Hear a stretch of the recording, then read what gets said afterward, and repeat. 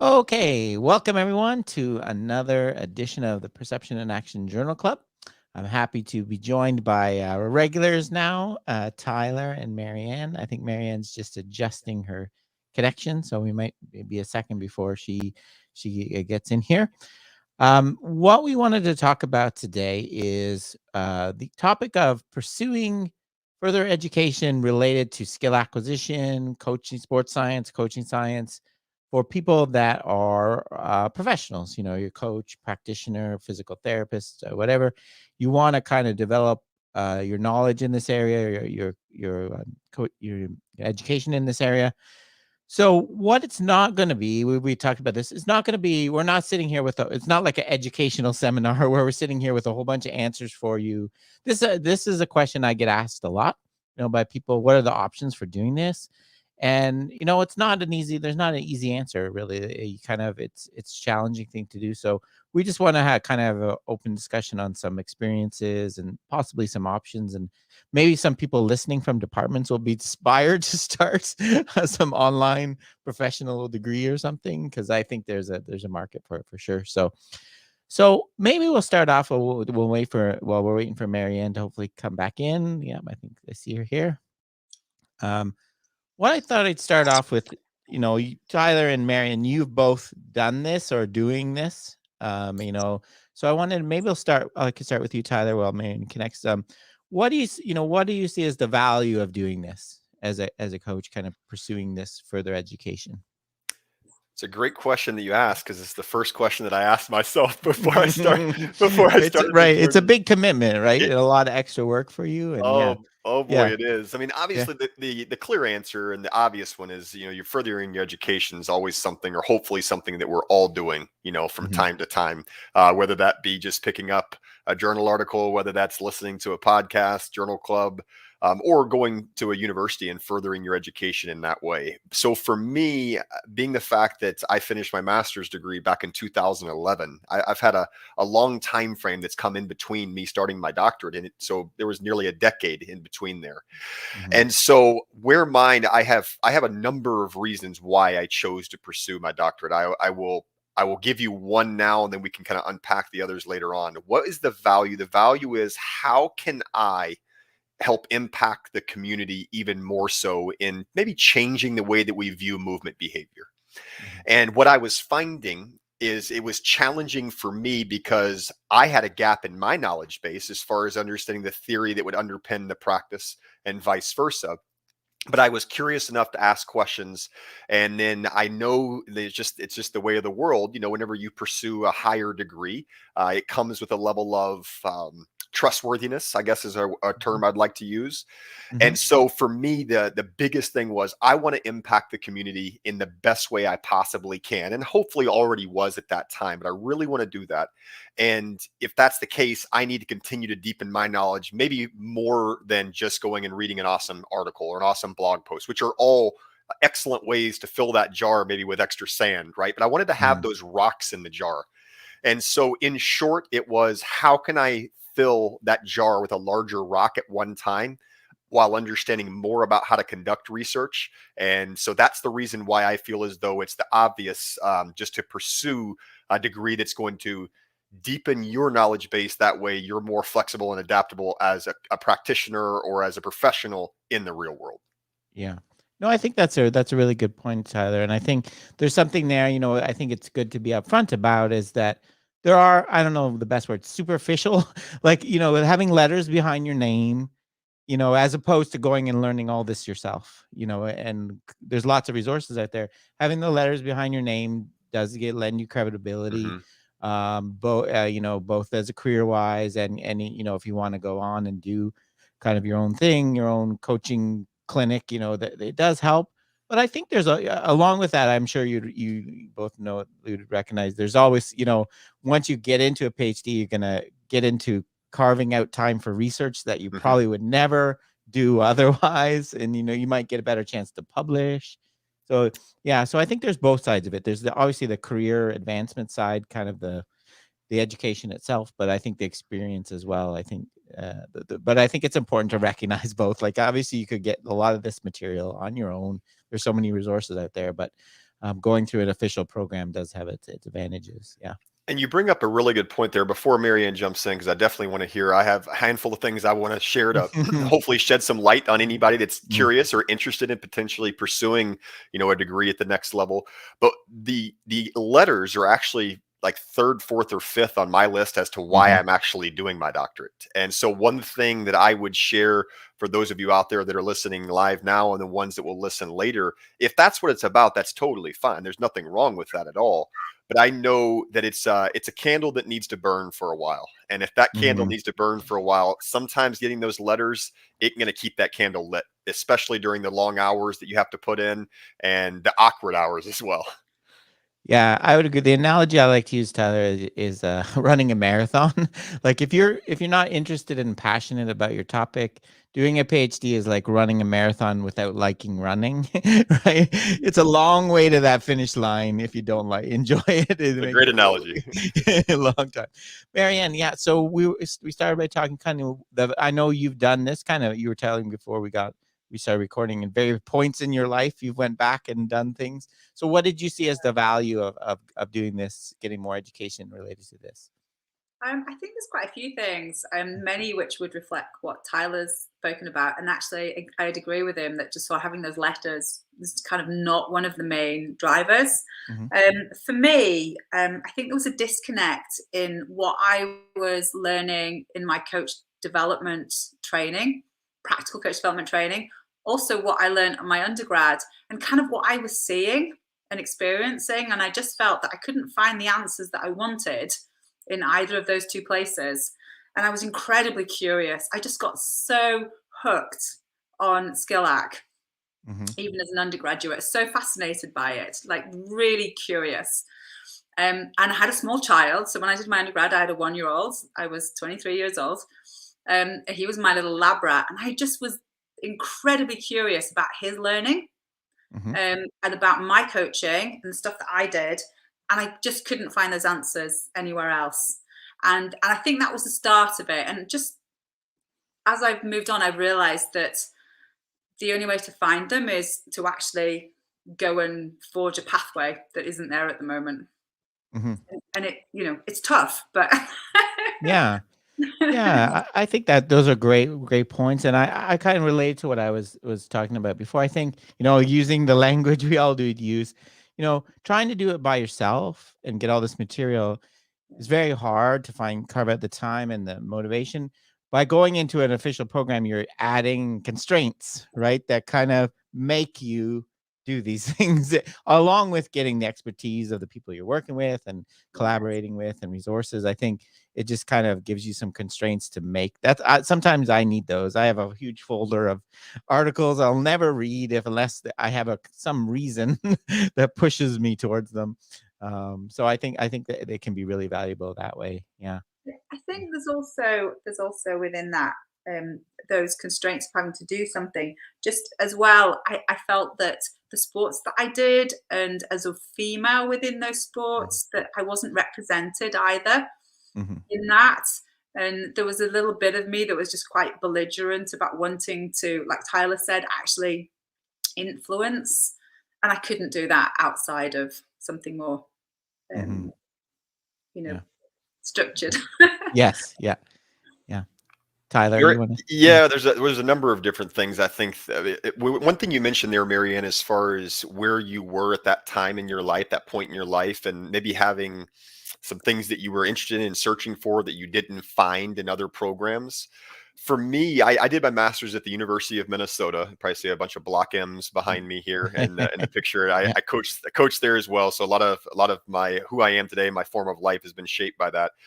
And I had a great experience at the University of Minnesota, a highly practical one. I have a master's in kinesiology, but I was kind of at a different point in my journey at that time. So I wasn't looking at the movement the same way I look at movement now, or I was just starting to. So after I finished my master's degree and I was working with the Gopher football team, there were a lot of wonderful experiences, but I was viewing it from a whole different lens. And so I went through the process that you kind of just described there, Rob. After I stepped away from the university level to spend more time with family, I started to ask different questions, and I didn't really have a lot of people to help me out. I had two main resources at the time. I started to listen to your podcast a lot. This was years ago, probably right when you first started it. And that was I had a 45-minute drive to work, and I spent a lot of time listening to it. And like, not sure that word he just said. I'm gonna look up meta stability when I get to work. But there was a lot of that. And then Sean, I mean, you've had Sean Mishka on a lot. He had been doing this for almost a decade at that time here in the States, and he was the oddball because he was one of the first in the States at the practitioner level to publicly do it. So I was kind of following along of what he was doing at the time. But my main point being is it wasn't until after I'd finished my master's, and then I realized like it would be nice to have a community around me that I can be surrounded by. And those of you who are listening now and the ones who will listen later, like I am more than happy to say, I'm not really sure about that. I'm confused there. Can you help me out? And so the university provided that. You said constraints there as far as like having deadlines, having the need or willingness to go out and actually do some of the research. And it's not to say I wouldn't probably have done it, but you have to do it, right? Yeah. And maybe it's not telling us we have to, it's channeling us if we're going to use the constraint analogy, right? Yeah. But I think that's a big thing for me, was like having that kind of push or that nudge from an outside source that was allowing me to then channel the way in which I was behaving. And I was at a different place as far as how I viewed movement. And going back to the point, and I'll be concise with this, going back to the point I made earlier about wanting to impact the community. We had started Emergence. We started Emergence just over 2 years ago. And I had been thinking about pursuing my doctorate for years and years. And I realized that while I was interacting with the community even more so, that I needed to get out there and do some of my own research in American football, because while it had been done in baseball and volleyball and rugby and football, traditional football, soccer, American football, it was a wild west. Like nothing was there. So I was like, that was kind of the push that I needed. Yeah. No, that's a great point. I think the more you dig into it, the more you realize you want to add to it, and things like Emergence are great. Get people, that's kind of a gateway to. It's not like the end point of getting all the information. I think it's a gateway to wanting you to do more. Yeah, I think that's a great. Yeah, that's a really good point as far as that being a gateway. I know for me. And hopefully this is helpful for those that are interested. And I'm curious if Marianne has a few. For me, I made a list. I made a list of kind of going back to your point of why is this something you're interested in pursuing? So I wrote down the list. The number one on the list I've already talked about was I want to help impact the community from within. I had been applying the ideas, maybe unsuccessfully at sometimes, for years. I want to impact the community from within. That was my first reason to pursue my doctorate. The second reason, and this is still on the table, do I want to get back into collegiate performance? Do I want to get back into professional performance? And a lot of the individuals that are applying for the high performance director position that are being hired by multiple organizations, the front runners for those positions have doctorates. And so for me, it was like, okay, I feel as though I have the knowledge to be in that position, but I don't have those letters. So I need to have that in order to apply and be a front runner for that position. So for potential jobs that I might look to get into, that was going to be very helpful for me. The third thing was gaining a better understanding of what does the study design build out and process look like? What are the questions I'm going to use as my guiding compass of what's going to illuminate how I go about selecting, whether it's a mixed methodologies approach, a more quantitatively or qualitatively driven approach? What is ethnographic research? How do I do that? How do I analyze the data? What coding do I use? And that might be foreign terms to some of you out there that are not in that process, but I knew I needed help with that. That was the third thing. The fourth one's really, really easy. If I want to have letters behind my name. Yeah. No, I think that's a good point. I think, there's a lot of coaches and practitioners that are there with a lot of knowledge that they could do a book or whatever but there's kind of this barrier of, I don't know how to do that. You do, or do a research study or something like that. And I think, going back to education can give you that kind of help with it, or at least a push. I think people have it in them anyway, but I think, giving the constraints and giving the support, right, and teaching learning about basic research methods and things like that. Yeah, Marianne, what about you? What kind of career? How do they fit into your career goals?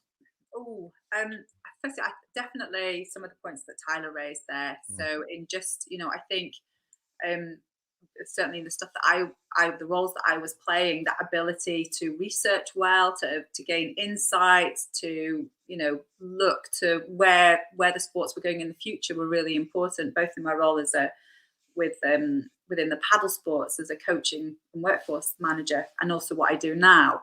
So that skill set, even if it's a slightly different topic, I mean, there's a big overlap, but not hugely, is really important. And I think those are life skills that are key for those roles. Mm-hmm. And those other things around the constraints, the time management, which I need as well. Otherwise, you get distracted by I can go down so many rabbit holes. And I think really, really importantly for me was a supportive community. So still having that check and challenge, but just also having a supportive community around what I was doing and people who I could learn from. Mm-hmm. I think a lot of it is about learning to learn as well. Mm-hmm. For sure. So Yeah, especially the graduates. When you go to graduate school, it's a totally different model of, sitting there absorbing like a sponge and regurgitating on a test to having a graduate seminar is a totally different change. Yeah. And I think and like Ty says, within the roles that I've ended up in, it's been really important to be able to look at where we might be going in the future with coaching and coach development, rather than just where we've been, mm-hmm. Where and shaping and anticipating and supporting that is really key. And I think for me, I couldn't have done that without doing, my research masters and then the PhD. That's a really good point, Marianne, as far as having a pulse on where the industry is going, and like what are the hot topics at the time, but not just maybe at the time, but what's probably going to be needed in the future. Where are the gaps in the research? I think that's sometimes that was hard for me at first when I even prior to starting the program that I'm in. It was reading papers that I had been told were great papers, and it was like, where are the potential gaps in this paper, and how, if I were to do this, how could I potentially try to fill the gaps? And there's probably amazing things about the actual research study, but gaining a better understanding of what were the limitations that they may have faced as far as what their, whether it be ethical limitations, whether it be study size, whether it's study length. And so the gaining a better understanding of what the actual study design would look like was something I was the first person to raise my hand and go, you know what? I understand methodologies a little bit. I want to understand them a lot in order for me to be able to go out and design a good study that's valid, that's trustworthy, and that I can lean on. That way, whenever I go back to my first point, which is being able to impact the community, it can be one that could be somewhat duplicated by other academics, if you will, but also something to where they still had to learn themselves, because everybody's situation is different. And Marianne, you made a really good point about, as a doctorate student, learning, you have to want to learn. And you do have those guide rails, but it is a lot of self-time. So like, I'm not sure how many listeners out there know what I'm currently doing. I've mentioned it a couple of times, but I'm not pursuing a traditional PhD. But I will tell you, to be very honest, I didn't even know there was a difference between what I'm doing and a traditional PhD route. I'm doing a professional doctorate, which Rob, you may even be able to tell the listeners what that is more so than me, but basically you're impacting the field from within because you've been applying the ideas from within for a long time. And, the arrow points both ways, but it's still a doctorate. I can still go and teach and do all the same things that I could prior. But I'm doing mine. And so my first year are all top modules. So the first module was all about creative writing, being able to understand papers that you're writing, creating better arguments for your paper to set you up. So that way you're starting with taught coursework and asynchronous material as well. And then the module that I'm just now finishing is all about methodologies and study design, which was the area I wanted to spend most of the time in anyway. I can definitely improve in my writing, but I feel as though I'm pretty strong in that area. It was more like, I want to understand how to actually go about analyzing data. I capture data on a regular basis, but how do I analyze it that's maybe more academically rigorous and more academically friendly in a way, versus it being just, well, I saw this, and so I interacted with the athlete, and this is why we did this. So that's what I'm on the tail end of right now. And then off you go into your research phase. Now, that's not to say that some of the traditional PhDs aren't valuable, but I have a lot of friends who told me for the first year of their traditional PhD, they spun their wheels. They didn't know what they wanted to study. They just asked questions, which is all helpful. Whereas here, it was a little bit more guided in the earlier stages, and then kind of off you go after that. So that's what I'm currently pursuing. And then the other thing I'll mention before I let Marianne jump in, because I know this is a question I've probably gotten the most from everyone. How much time do I need to spend? And the answer is different depending on whether it's a traditional PhD, a professional doctorate. I know there's a combination between the two, but probably budget yourself probably around 15 hours a week at a bare minimum. And being realistic with yourself about that versus thinking, I can do that in 5. Because there are a lot of things that you have to do. And so if it's not at least 15 hours a week, you're probably not going to be able to do it as much justice as you would like. Yeah. No, good points, Tyler. I think, yeah, there's a few things that, different, usually a professional versus a traditional ones, usually they're not going to be very flexible with time, right? You're going to have lots of classes during the days when you're coaching. They're whereas professionals usually designed specifically for people that are working. So there's more night classes, more online things. And yeah, I think it's changing a little bit, but yeah, they vary in how quickly you get to the research. Like the very old traditional way of doing a PhD is you do tons of courses before you even think about your dissertation. And they're very, some of them are really general, not really what you came there to do. And it can get kind of frustrating at first, I find. Is it, Marianne, what's yours? Is yours more of a traditional? Mine's more traditional, yeah. The only reason is, although it's broadly in a topic that I've done for the last 30 odd years, I've chosen to do it in equestrian sports, which I'm not actually a coach in. Lots of reasons why that fascinates me. So yeah, I kind of went down that route. I still had to do a lot of taught modules in the first year, though. I had to do a certain number of credits, and again, just a refresher on things like research methodology and stuff like that. Get my head around NVivo. My research masters and my undergraduate, it was much more quantitative. So I was very happy with things like SPSS and process, and just doing things like that. So getting my head around NVivo and qualitative research was really good. So I've got a bit mixed in this, which is great. Yeah. No, I laughed, Marianne, because those are things I didn't think about at first. Like I wasn't, am I going to be more qualitatively driven, quantitatively driven? Okay, let's talk about mixed methodologies. What might that look like? And so those are all the stuff that I think is the most exciting about the experience is you're willing to admit like, hey, I'm here because I want to learn. And then the thing that you mentioned earlier, like having that community that you can lean into and they can lean into you is really important, because there's times that I'll call a friend we did not too long ago. And it's just like, hey, here are all the exciting things. And then here are some of the things I'm frustrated with, or I don't know how to approach this, or I was going to do this, but I didn't get approval, and those are things that are important to discuss. And the timeliness of how long this occurs, I think, is something that goes back to your analogy at the very beginning, Rob, when you mentioned, running a marathon, but not liking to run. Like I love what I do and I've loved it for a long time, but it's an extra level whenever you've made that commitment. Yeah. And I think the other point I wanted to make is, beyond all the other things it gives you, learning about the methodology and the research and using a phrase from our terms, I think it educates your attention.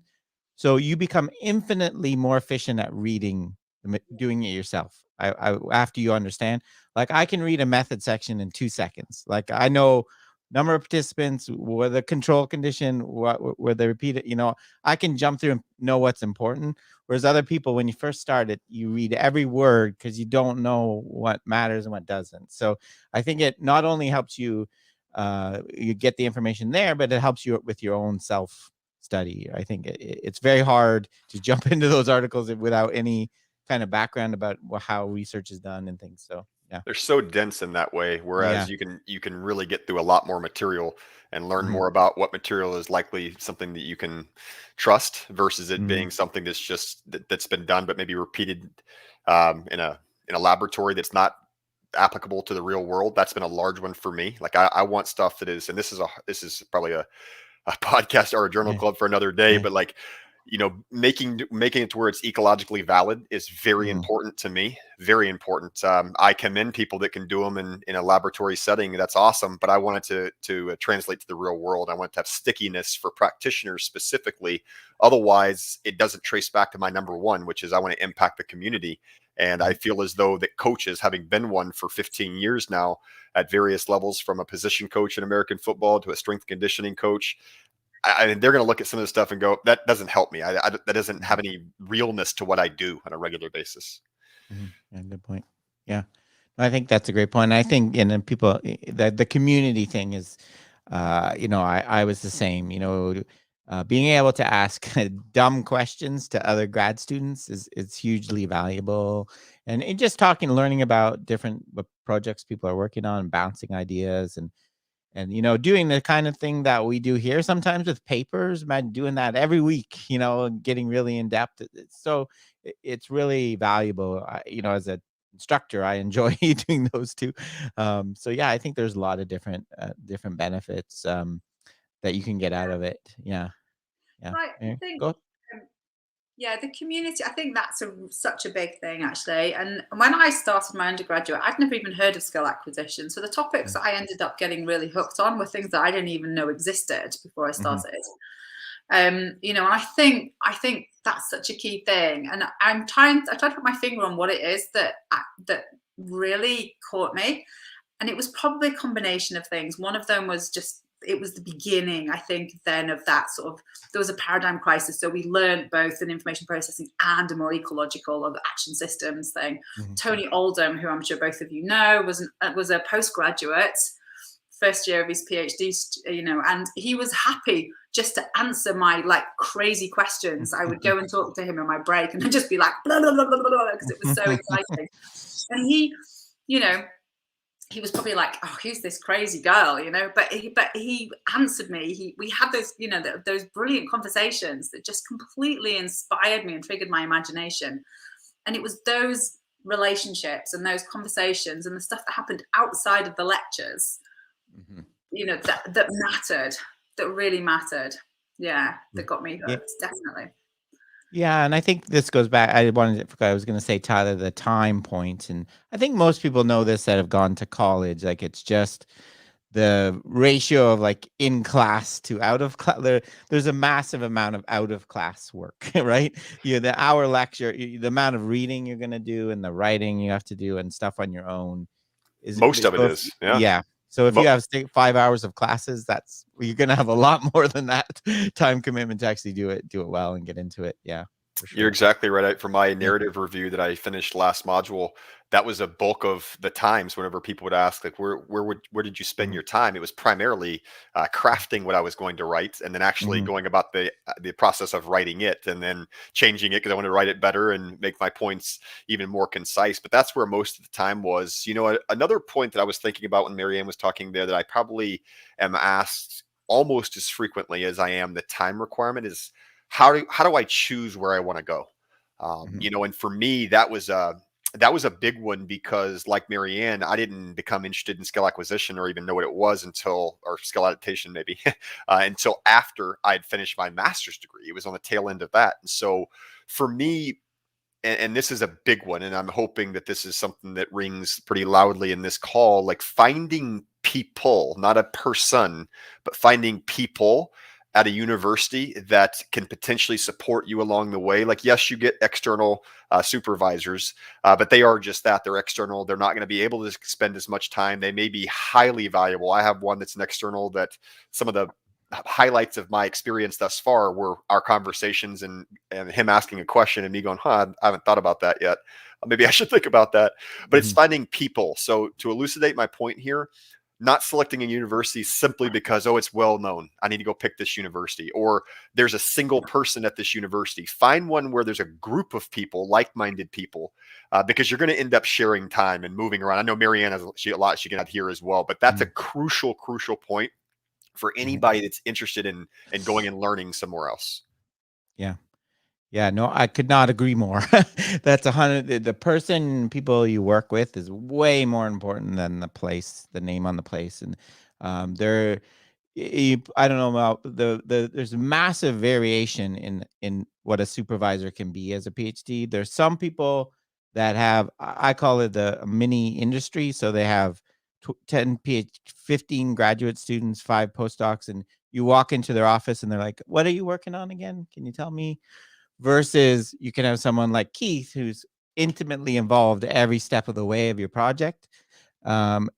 I don't know. Pretty obvious to me, which I would want to have, right? So, and that's very supportive, and so I think you really one way to do it is talk to the graduate students when you're considering people that have worked with people, ask about their experience, so yeah, I agree with that totally, and I'm sure Marianne as well. You have similar. Marianne, before you jump in, I have Yeah. to say one more Yeah. thing. And I'm glad that you brought his name up, Rob, Yeah. because that's obviously who I was alluding to as far as Yeah. Keith, and having someone that's like, oh, you've actually thought about this outside of this call. Like you've been considering how you can be beneficial, how you can be helpful, and then kind of, help pointing me in the right direction. Then off I go. And that's been hugely beneficial to have someone that cares about what I'm doing. And there's others as well. I have others that support me in that way. But that's a big one for me. Yeah.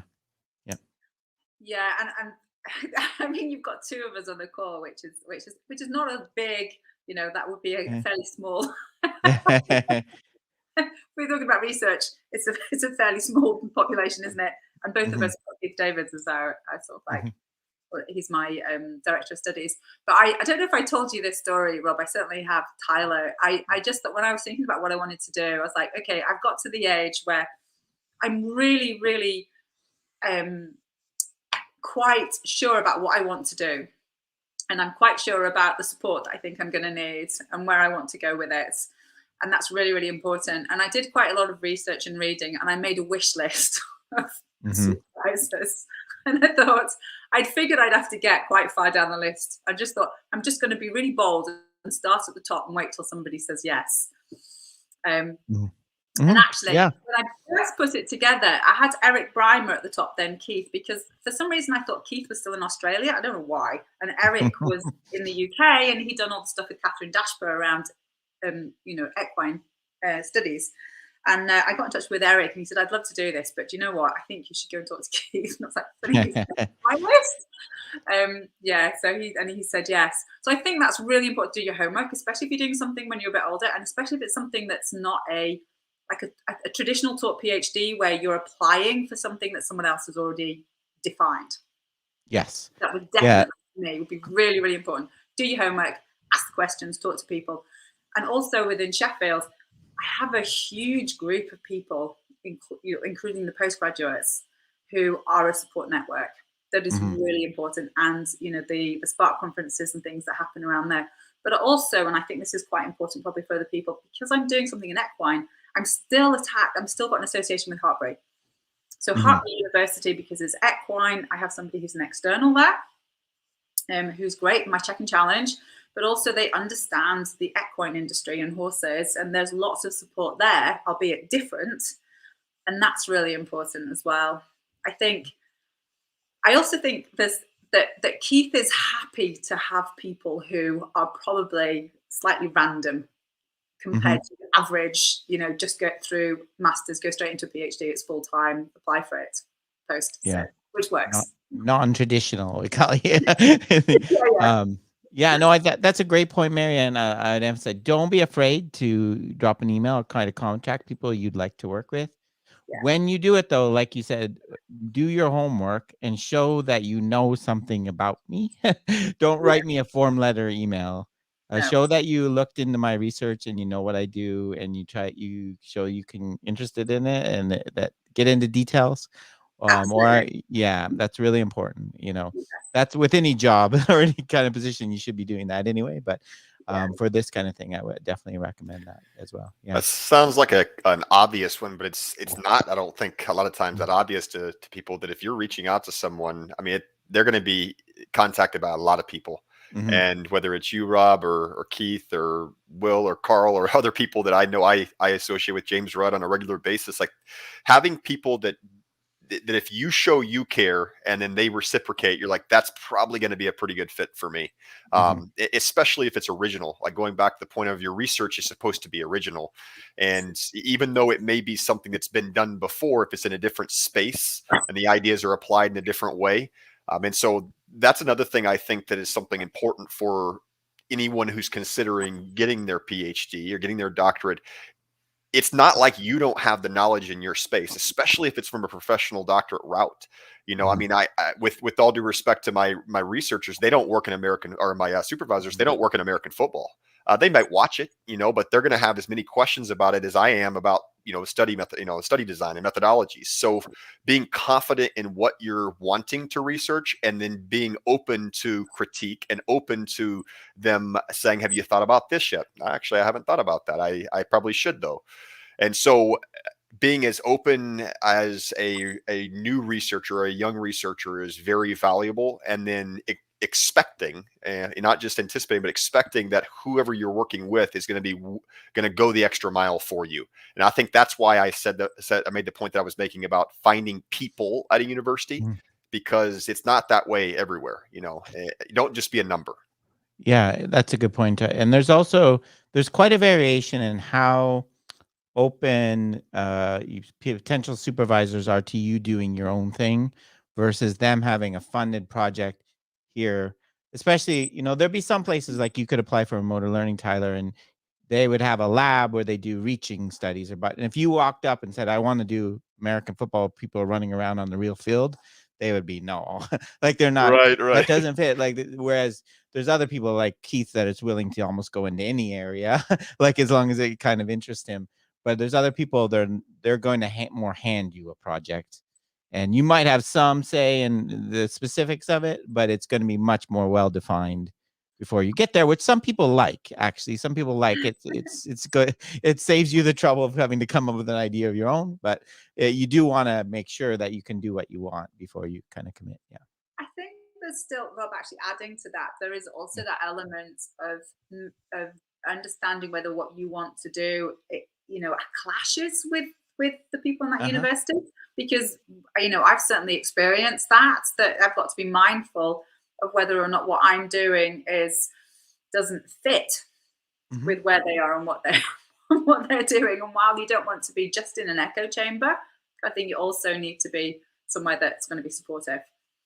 Yeah, certainly. I think, there's, especially with the ecological approach, there's certain hubs like in the US, University of Cincinnati, Connecticut, Minnesota, even, where you have a group of people that kind of there's a momentum around it, which is really nice to be a part of it versus you being the guy and the poor girl in the lecture, the talks all the time. What about what about affordances? And everyone's, what are those again? So both of them can be fun, but it is nice to be you're right.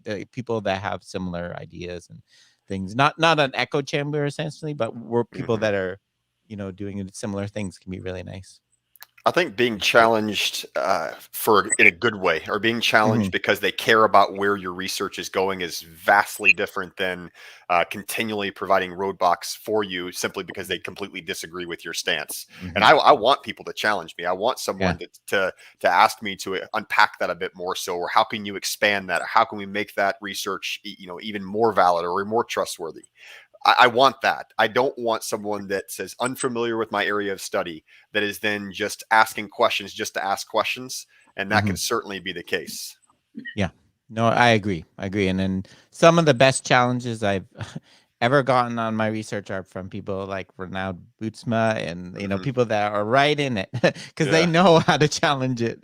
They know the nitty gritty versus you're right. Just someone saying, the same old questions, which is a good point. Gets boring after a while, I think. Yeah. I've got a couple of things that may be a little bit of a challenge. The first one is the writing. I just keep thinking, why is academic writing we get used to it, you get attuned to it. But for people outside of it, it can seem really quite a barrier. And although you get very good at academic writing, I've had to really work on my non-academic writing while I'm doing it. Yeah. So I can communicate. And I do, I'm sort of very mindful that it'd be really good to do And I know there are people who do this brilliantly. They either do a little short screencast of an overview of their own research, or a little more sort of like applied version of it. The other thing as well that I found interesting is in what I'm writing, whether it's academic or not, is trying to meet the intended audience a little bit where they are, and that's a bit of a challenge, because you kind of want to say, well, there is something that needs to happen here, but you don't want to alienate Yeah. the people that So there are definitely some there's a little bit of understanding other people and being mindful and recognizing things, other than just like, oh, this is what I'm going to do, and Yeah. No, I think there's definitely, I think the writing part is a challenge, especially, and that's even if you're a good writer, I think you said it well, Marion, connecting, explaining things. Like usually when you first start in grad school, you can give the textbook definition. What is an affordance? An opportunity for action. What is an affordance? Someone not understanding, that's all you can say. But as you get kind of more experience, you're like, well, think of it this way, right? You can explain things in different ways, integrate things, and connect things. So I think that's something you get along the way as well too. I was chuckling when you were explaining that, simply because I'm challenged on a regular basis because of what I do and who I interact with. I'm challenged because, like, for example, I was in Arizona this weekend and I was at a bachelor party. I only have a couple buddies remaining that are that are bachelors, but I was at a bachelor party and I spent about half my weekend discussing what affordances are within hiking or within golfing. And so what does this potentially offer me at this moment in time, because it's obviously frame dependent. And so it's really unique to get an opportunity to explain what affordances are, for example, whenever you're talking about something that is outside of your particular area of interest or your area of research. So that's highly, highly beneficial. Yeah.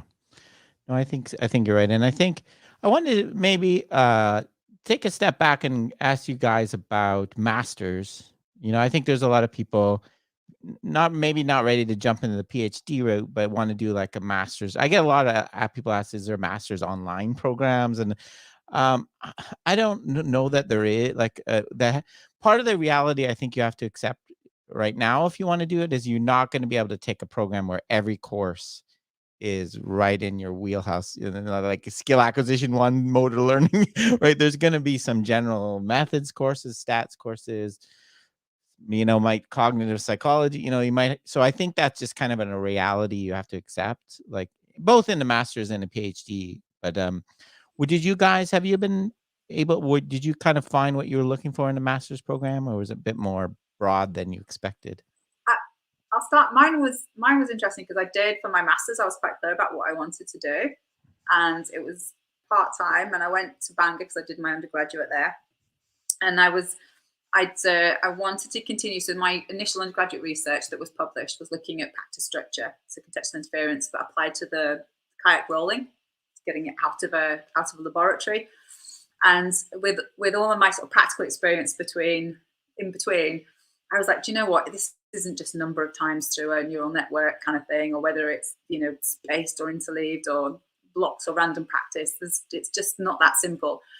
And the most important thing is meaning and motivation, and it being applied. So when I went, I said, I want to do this. I want to do a research project. I want to have a look at motivation and like practice structure, mix self-determination theory and choices and things like that with how we structure practice. And they just looked at me and went, you must be crazy. It took ages. And then they were like, okay, we'll go with this. You'll have to have 2 supervisors. So that kind of thing. It's 2 different places. And then literally about 9 months in, Wolf and Lathwaite published their optimal learning theory. And I remember my supervisor sending it to me and going, damn, somebody else has done it. And I was like, oh, thank God. I'm not like heading into the wilderness, like making it up. Yeah. So yeah, that was really, really good. And it was just, it was brilliant because I was supported. It was frustrating because they'd kind of like moved from being more ecological to more information processing. And I did get quite frustrated of being constrained by that and not being able to do the study that I wanted. But it was an amazing experience and the research was brilliant. And and it was just nice to know that as a practitioner, I was kind of like hadn't lost touch with kind of what was going on, and what I was experiencing and seeing was was relevant and mattered. Mm-hmm.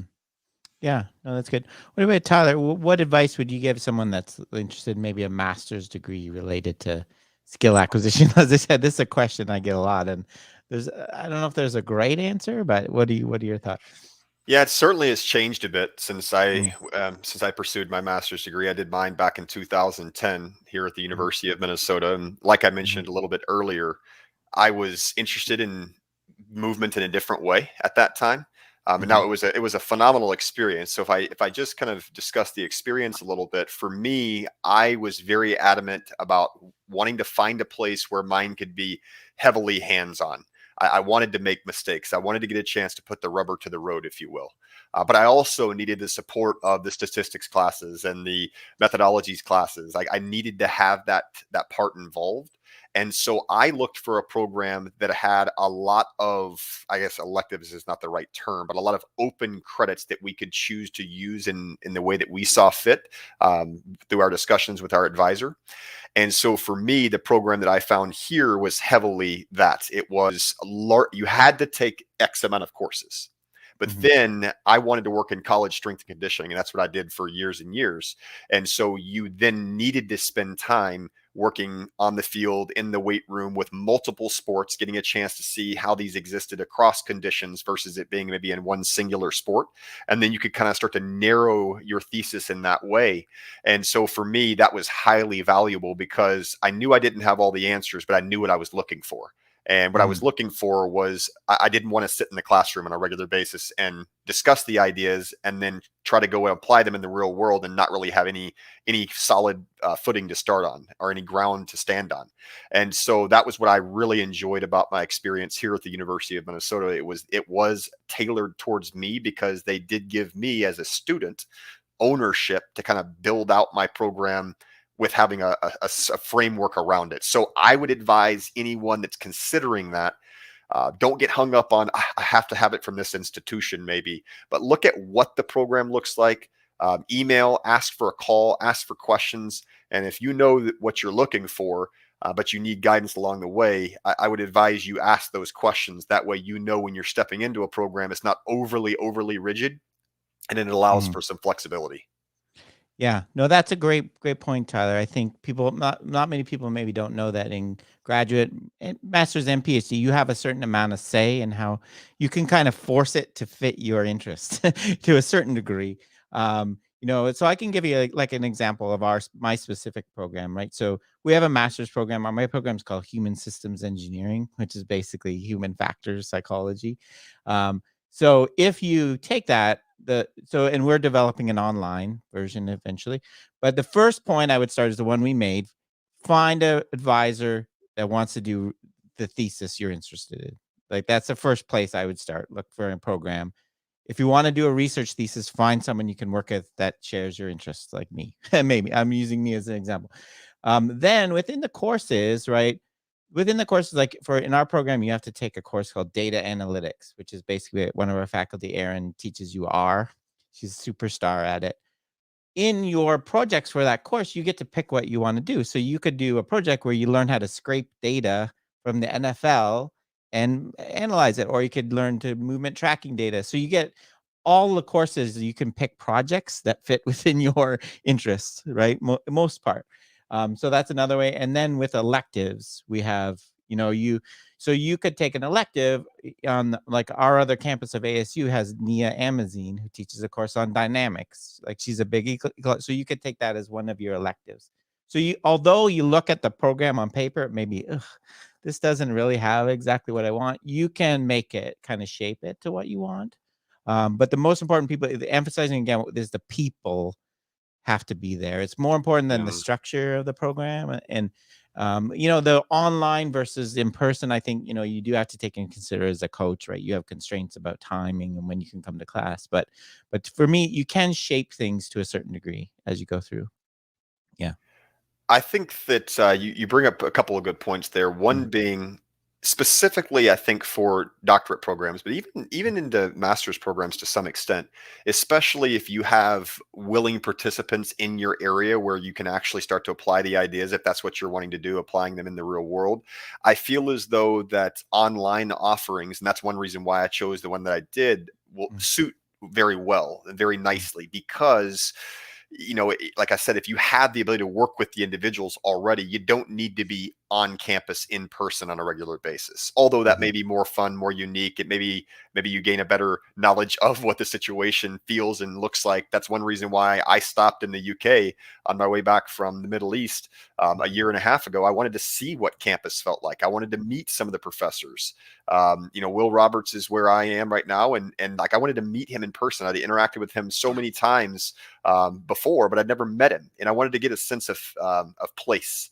But I think that the point that you bring up as far as getting to know the people, and I obviously touched on that earlier, I can't stress how important that is. And it's the people, it's plural, because you want to mhm, have that community around you. And I loved the going back to the masters specifically, and I mentioned this a bit earlier, but the ability to select electives that I found very intriguing. But then mhm, my supervisor would say, out of curiosity, why are you wanting to take that one? He wouldn't just say, okay, let's do that. mhm.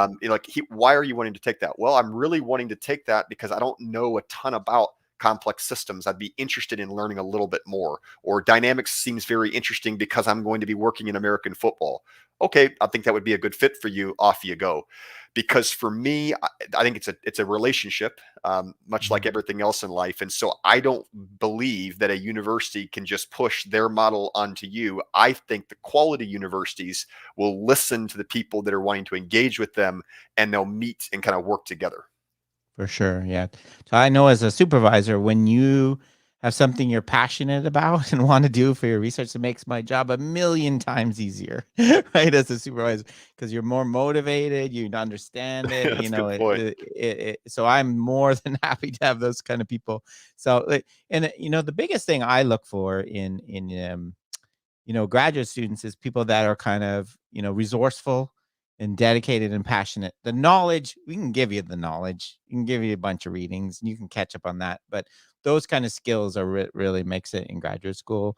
And you really, if you really have to be kind of passionate about what you're doing, or it's the running example at mile 20, you're going to get really uncomfortable. So, but yeah, no. So I think there's options.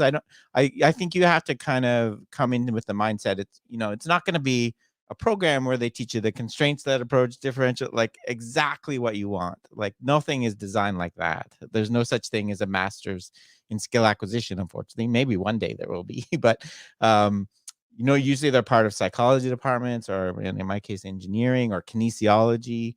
You kind of have to movement science. You have to kind of find it where you can, for sure.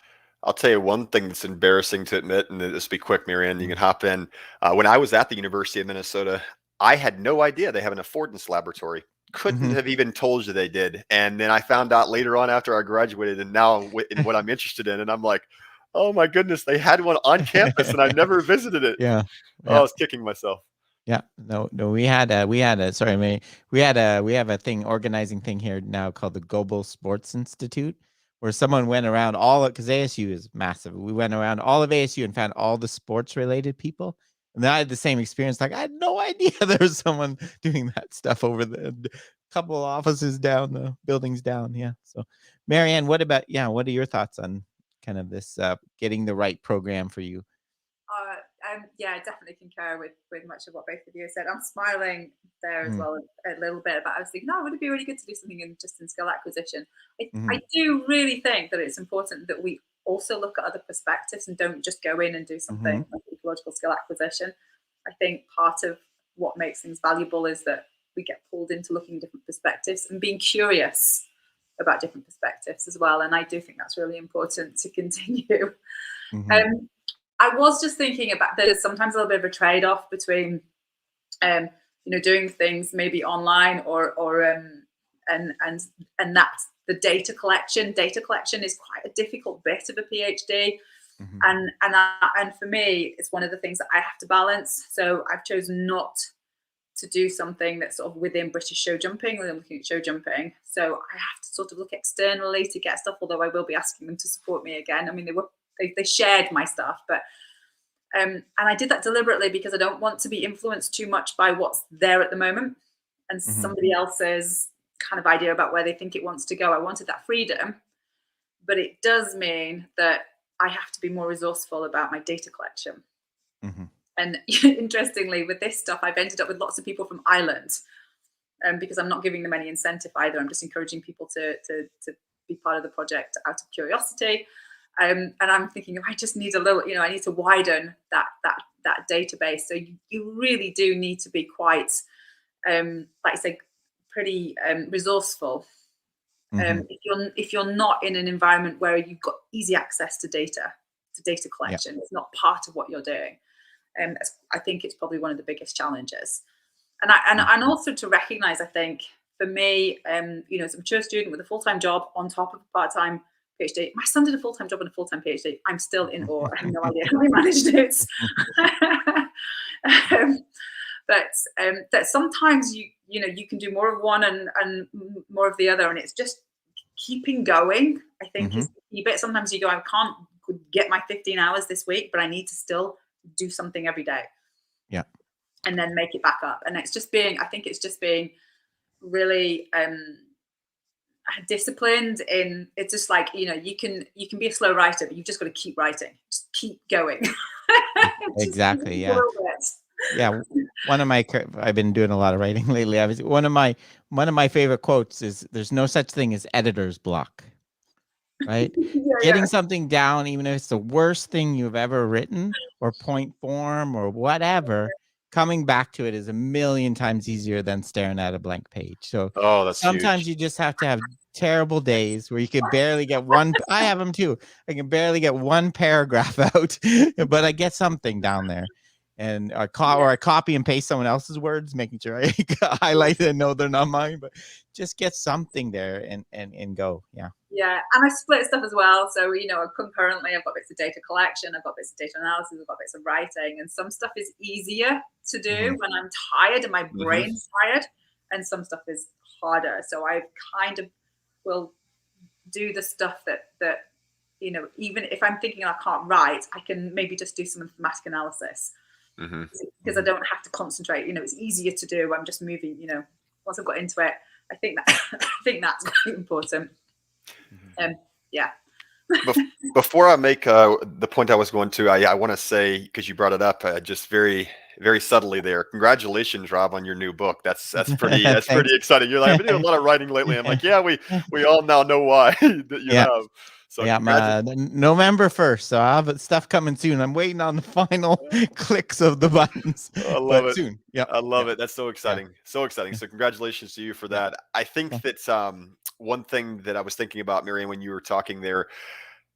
Whenever you're starting your research, there are likely going to be a myriad of things that you're like, oh, I'd like to do this, or oh, I'd love for my dissertation or my thesis, regardless what program it is, to be this time. And it might not be, you might not have the ability to, simply because you may not have the funding, you may not have the time, you may have certain reasons as to why you can't work with this population or this sample size. So I think as a researcher, especially a young researcher, not getting disgruntled, not letting something frustrate you too much. You can always do more research later on. So like finding something you're still inspired by, that you feel as though it was going to impact the community in a positive way, and be something that you're remembered by, and then just think, you know what, that's another thing I can do down the road. And that's happened to me already, just mainly from a funding standpoint. I'm wanting to do a lot of stuff with eye tracking glasses with running backs in American football, in order to see, what are they picking up? Where are they scanning? What type of searching are they doing? And it should be and could be something I can do, but I'm not going to let it absolutely annihilate me if it isn't. Yeah. I think like when I was like this too when I was in graduate school. I think a good supervisor. I want people to come in with crazy big ideas, but part of my job is to get you manageable project, because when you go in, you don't know, you want to do the biggest.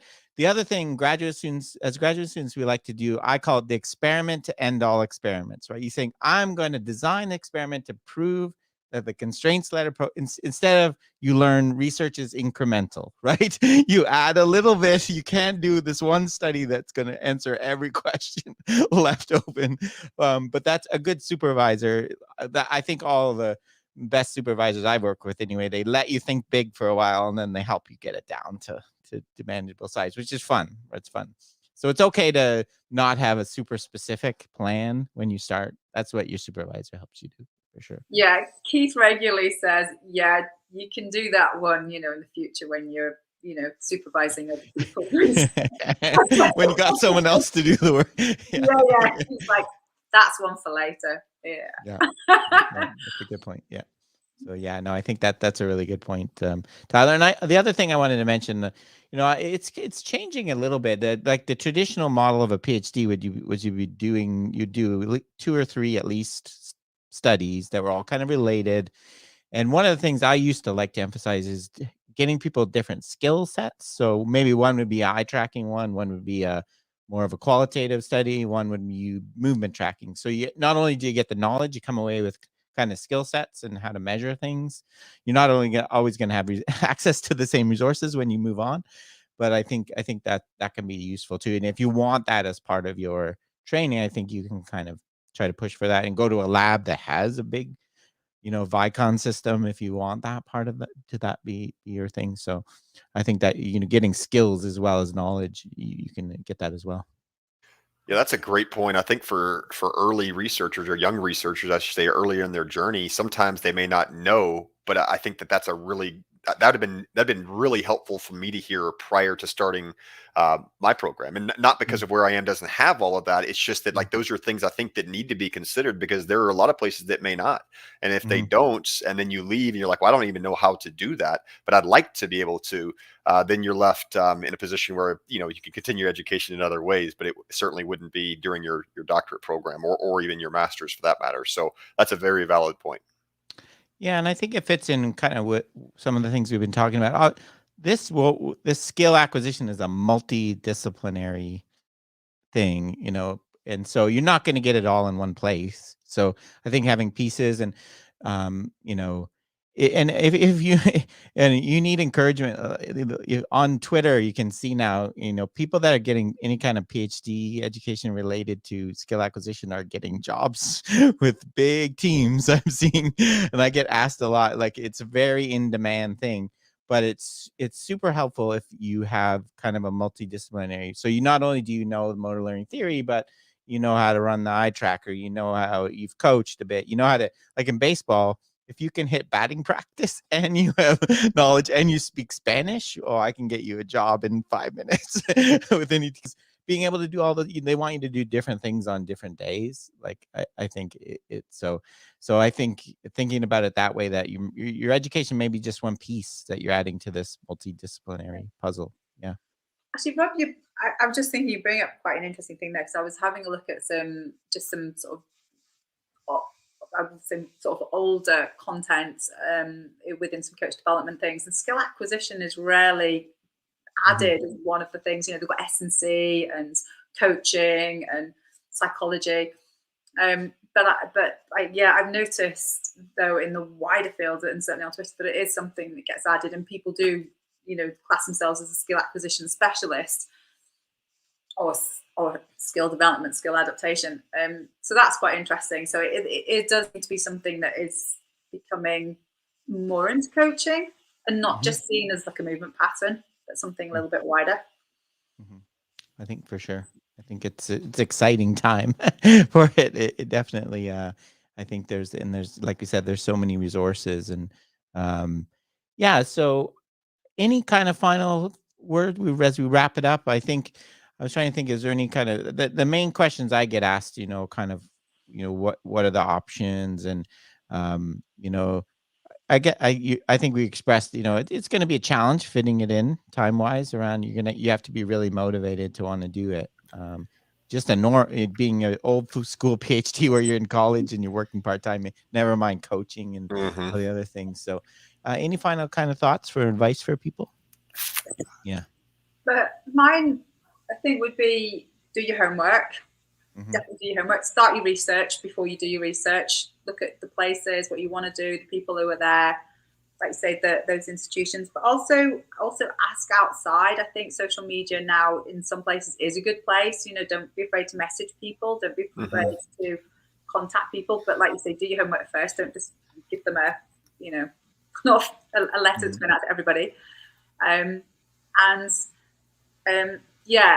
think if it's something that you're passionate about, go for it. It is hard, but I think it's really rewarding for sure. And there's something about I feel like it's within academia, whether it's remote or it's in person or just doing those, there's a bit about that just feels like it's part of my home, if that makes sense, of who I am. That actually that's really important. When I'm not studying, I kind of feel a little bit not lost, but it's just like not quite complete. It does feel like it, There's so many great things that I think were mentioned on today's call, but I think the summary for me and really the take home messages would be, it's about the people that you're going to be involving yourself with. I think that's the number one thing for me personally. I think it's important to consider, and I did this may sound silly, but I have to. I have 2 children. I own Emergence. I work for another company to make income. I'm pursuing my doctorate. Like, I wrote down the time commitments, like down to I want to be a present father and help with bedtime. I want to, I know that sounds kind of silly, but those were things that were important to me. And so I wrote it down, and like, can I budget the time to do this the right way? So I think the time commitment, it would be the second thing, like look at that. And then the third thing, looking at the university and what is available, and not challenging in an aggressive way, but challenging what has been done prior, and are they going to give you as a faculty and as a university the flexibility to be you and to express you in a highly authentic way. I mean, if we believe that as far as our movers on the field or the court or the pitch, I think that we should expect the same in the academic world. And then I think one final thing I will mention, which we've talked about before but has not been mentioned today, working with a university that appreciates what the practitioners are doing versus it being kind of sitting on a throne and thinking that everything that is being done from a research perspective is above what's being done at the practitioner level. And fortunately, there are a lot of amazing academics, yourself, Rob, Keith, and a handful of others that are doing just that. And I think it's those that are really changing the game.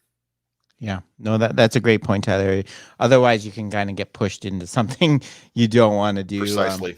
Yeah, I think there are some other points that, we didn't really talk about it, but obviously there is funding resources for it. It's few and far between now. There's not many funded PhD positions. Those are typically going to be where you jump right into a set project, typically. There's some other opportunities. There's master's, we have graduate student funding for going to conferences, doing things. They're not going to pay your whole, and maybe research assistant opportunities if you're in person and you have the time. So there are funding opportunities. It's challenging. I'm not going to lie. Teaching assistantships, to really fund your program, it's challenging. And I would reemphasize the people point and the network. Start. All of us, every faculty member in the world, and most coaches do, we love to talk about this stuff. So just reach out and ask, and as long as you're authentic about it and you show that you're putting in effort, like Harjeev Singh is a great one at this. He's a master at this. He contacts anybody and everybody that does skill acquisition research, because when he shows his genuine interest, he has no other motivation. It comes across. So that's very valuable. And it gets a network, like a word of mouth recommendation in this. Like, if Keith said Marianne did her master's with me and she's a great PhD student, that's worth a million times more to me than anything you could submit on paper or your grades or someone I trust giving you a stamp of approval.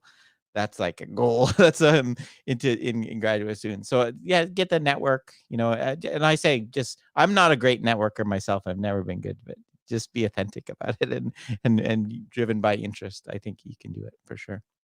So I think we'll leave it. Oh, Marianne, did you want to?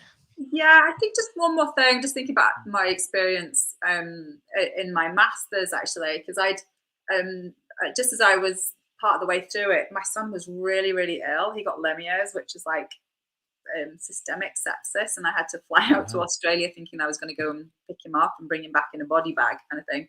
And but I ended up having a bit of time off. I just went to see them, and I was just like, I've just been completely floored by life. Had a little section out and then went back again. Got my distinction, which is what I wanted. So I think the last thing for me was just to recognize that actually, you know, it doesn't have to follow that. I think Tyler's put the thing that the time is the biggest thing. That, you know, even paying for a PhD, it's not the finance that's the big commitment. It's the time. If you're working full time, or you have a family, or you have these other commitments, but also to recognize that you can still, you know, if life throws you a curveball or things happen, you can still put a pause on. You can still. It doesn't have to be completely linear. You can can go back. You know, so don't panic about just life being life. Yeah. And I would re-emphasize this, because I always talk about this with young faculty. You have to put the constraints you want on your career, how much it's going to infringe on your personal life and how much you want to do with your personal life. If you want to be a workaholic and work 80 hours a week and not be there for your kids, then go for it. But if you don't, you have to be the one that says, right, like Tyler said, I'm going to be there at bedtime, because no one else is going to do it for you. Everyone else will push you more. And so you have to do it for yourself. So that's a really important point as well. So you sure can. Yeah, you can still have a great, fun career. I have without having lots of fun stuff on the side. So really enjoyable. So I think we'll leave it there. And I guess I would end up saying that I know I don't have to ask them, but please, if anyone has any questions, you want to talk about the experiences or questions about the details of doing this, reach out to any of the three of us. We're happy to tell you what it's like and what we've experienced anyway. We don't know all the answers for sure. So thanks everyone for joining us, and cheers for now.